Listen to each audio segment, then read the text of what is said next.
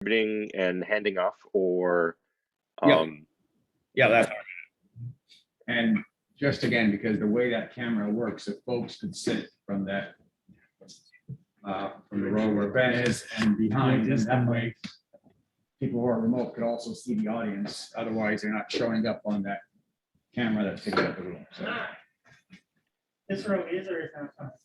that's the row, 2 rows behind. Thanks. yeah, that's for the audience. That's I see 5 of you. Those are good spots. The next row behind it would be okay too. The folks who are in those rows, when you're speaking, it's hard to hear by Zoom. I think we knew that that was going to happen, so I'm just sort of reinforcing that that's the situation.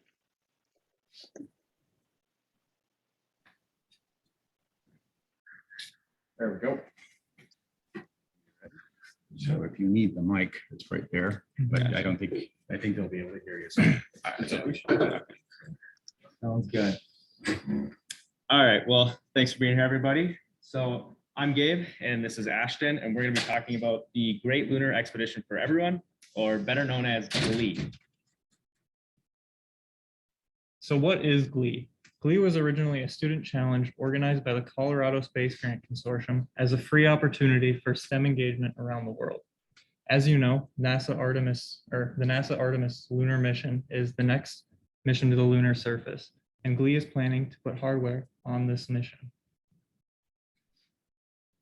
And so what is this mission? So what they want to accomplish, first of all, is to send 500 Lunasats to the lunar surface by the end of 2023. And the Lunasats are the actual hardware that teams will get in this competition. We'll show them to you in the next slide here. And then once these Lunasats are on the lunar surface, they plan to collect data over 2 lunar days. And so each of these Lunasats will have a specific mission that will be created by each team from all around the world. And then all of these Lunasats in coordination will be doing larger science experiments together in coordination. And the biggest goal here, right, is just get people from all around the world interested in the next lunar missions, the Artemis missions. And so, yes, it's a big STEM outreach opportunity for college and high school students all around the world. The actual Lunasats themselves are an array of sensors that are designed to work with 500 different units.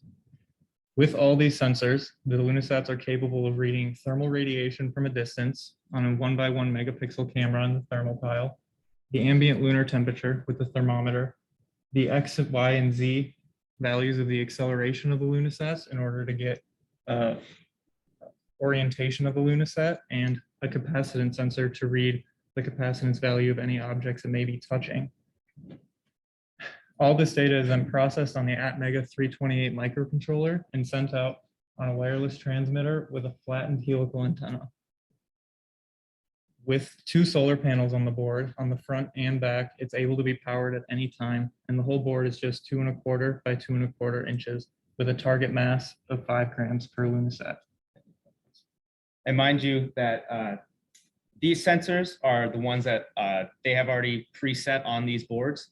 And so each team will have the opportunity to add additional sensors with approval from them. So it's really an opportunity here where you get more of a preset thing that they have developed and create the mission for what type of data you want to collect. And so what is this going to look like on the lunar surface? So what they plan on using here, and don't worry if you can't read this, you can find this on their website that we'll give you the link afterwards. But so the plan is that these 500 Lunasats are going to be on a deployment module, which is what you can see in the bottom right-hand corner here, little mock-up art. And so this deployment module is going to land on the lunar surface. It's going to contain all 500 Lunasats, and it's going to have some sort of cannon function, essentially, to shoot out these Lunasats and disperse them across the lunar surface. And so that's something that's under development right now at Colorado Boulder. They're working on it. They're doing simulations to try to figure out what's the best way to eject all of these Lunasats to disperse them across the largest area possible while keeping these still within range of their radio frequencies. And so once they disperse all of these across the lunar surface, Then they're going to wait for all of the LunaSats to get powered up with their solar panels. Then they're going to connect up the radio links, and so they talk via if one is too far out of range, then they have a network right to jump across. And then finally, once they get enough power and they establish their radio links, then the actual missions by each individual team and the bigger missions with all 500 are going to start and send all of their data back to Earth on some sort of database that everyone will be able to access. Initially, this idea started from a team at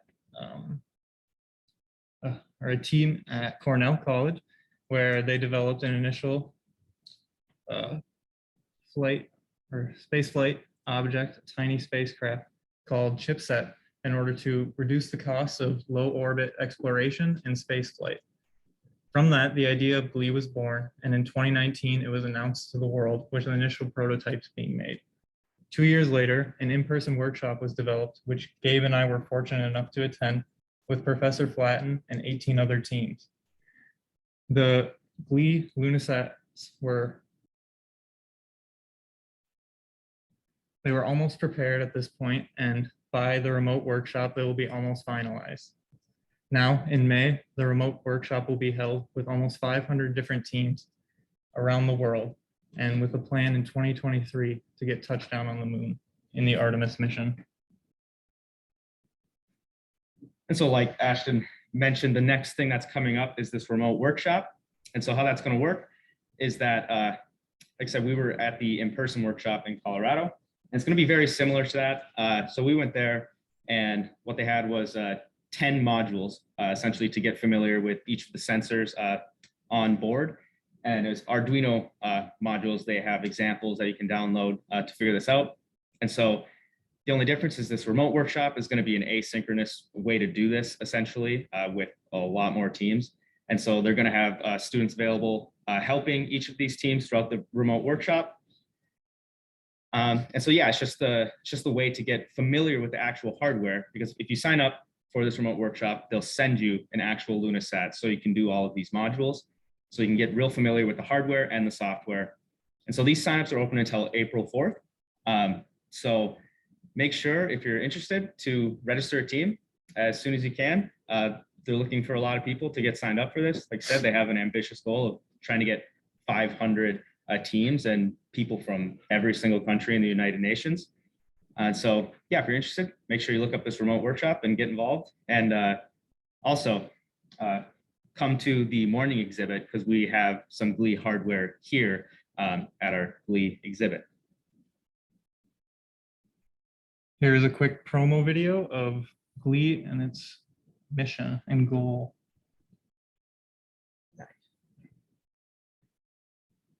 The Great Lunar Expedition for Everyone is a mission that will carry a scientific payload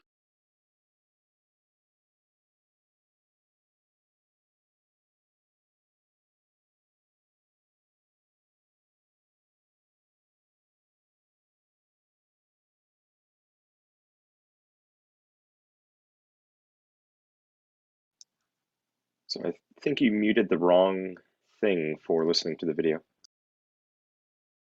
to conduct science and transmit that science for anyone who can access. Yeah, so if you can mute the room, like,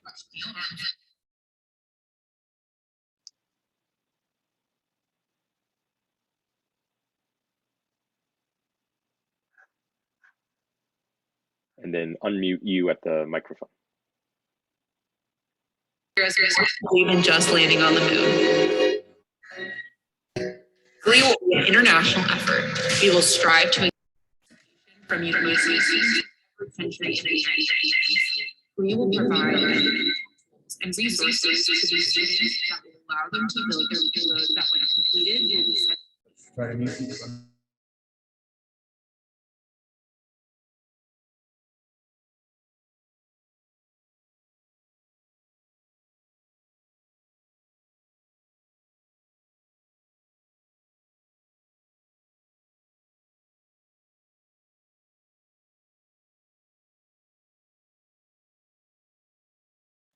Oh, sorry, you guys are still muted. Yep. All right.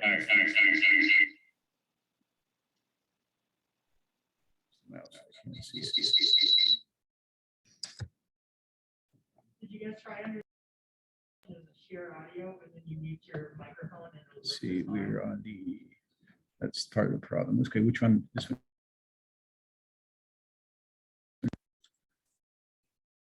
That should be on the room. Go showing the video. If you click on share screen, there's a share audio underneath there, and then just mute yourself, and the video audio should play.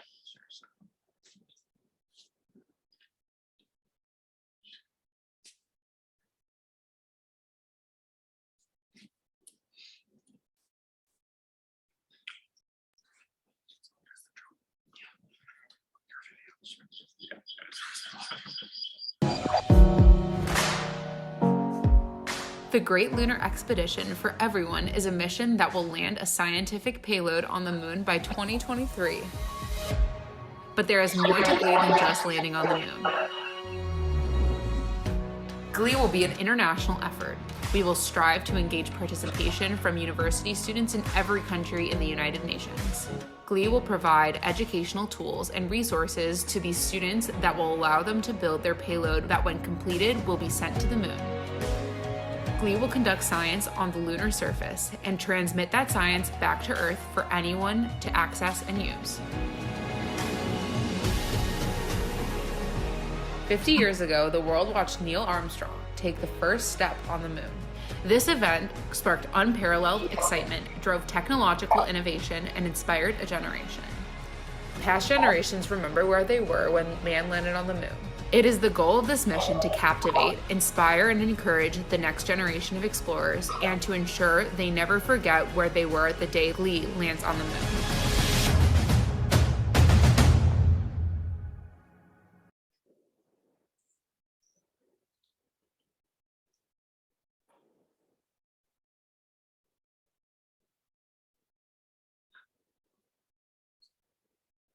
Right, if you wanted, thank you for listening to our talk about GLEE. If you want to find more information about involvement, the mission, the people involved, their donations, you can find that at GLEE2023.org. They are currently interested in teachers, college students, and high school students to be involved.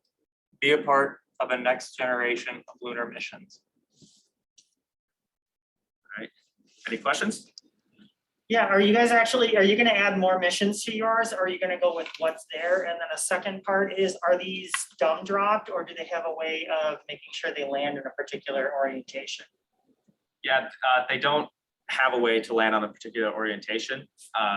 That's why they have solar panels on both sides to ensure that they'll be powered no matter what.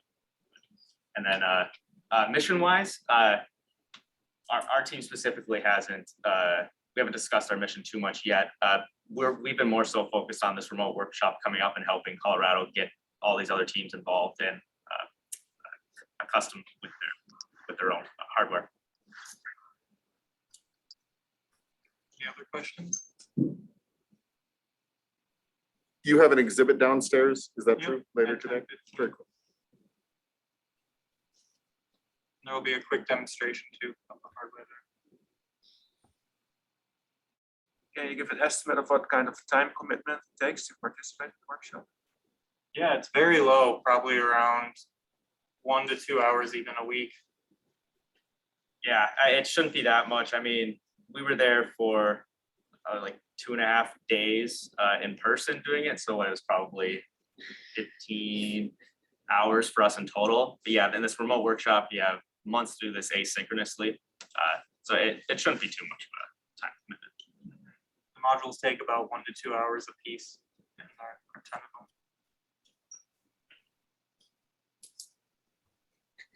them. I had a question.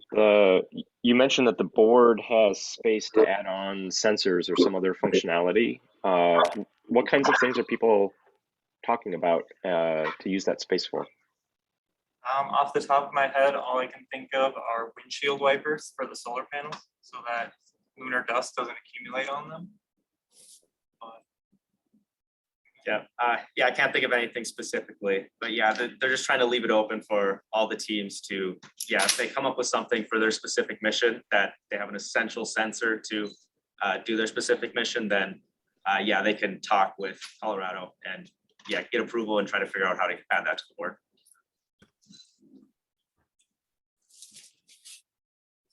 So you guys mentioned something about Arduinos that are prepared for programming the actual LunaSats. Are you guys providing the Arduino set itself, or are we supposed to provide it for the team? Any experience in Arduino will work really. It is based off of examples that you can find in the Arduino libraries. So it's very simple to actually get the code that's required, and all you need to do then is boot it onto the boards, which is walked through very well in the model.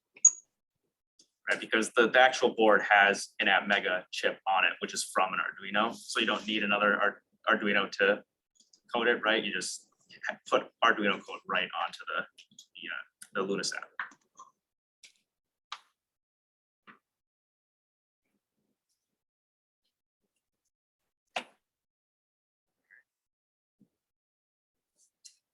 All right, we have time for one last question.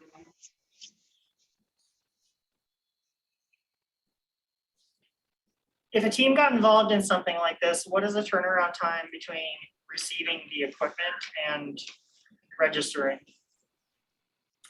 Yeah, that I'm not sure, because it depends. I'm not sure what their current status is on production of these things. Because I know they were having a little bit of a tough time for the in-person workshop.